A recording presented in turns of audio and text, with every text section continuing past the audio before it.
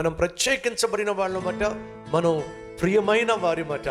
కాబట్టి ప్రియమైన, పరిశుద్ధమైన, ప్రత్యేకమైన మనం దేవుని యొక్క గుణాన్ని, గుణ లక్షణాన్ని ఈ లోకంలో మనం చూపించాలి. దేవుడు ఆశిస్తున్నాడు. పని చేస్తున్న చోట దయగలిగి జీవించండి. కఠినంగా మాట్లాడకండి, కర్కశంగా మాట్లాడకండి, ఇతరులకు కన్నీళ్లు పుట్టించే విధంగా మాట్లాడకండి, గాయపరిచే విధంగా మాట్లాడకండి. ఎందుకంటే మనం ధరించవలసింది ద్వేషాన్ని కాదు, కోపాన్ని, ద్వేషాన్ని ధరించిన కయ్యను ఏమయ్యాడో చెప్పండి? దరిద్రుడైపోయాడు, దేశ దిమ్మరి అయిపోయాడు. అసూయను ధరించినటువంటి సౌలు ఏమయ్యాడో చెప్పండి?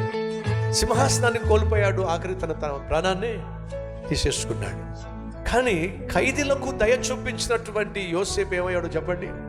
దేశాన్ని పాలించే ప్రధానమంత్రి అయ్యాడు. పనిచేస్తున్న చోట దేవుని దయను, దేవుని ప్రేమను ఇతరులకు చూపించండి.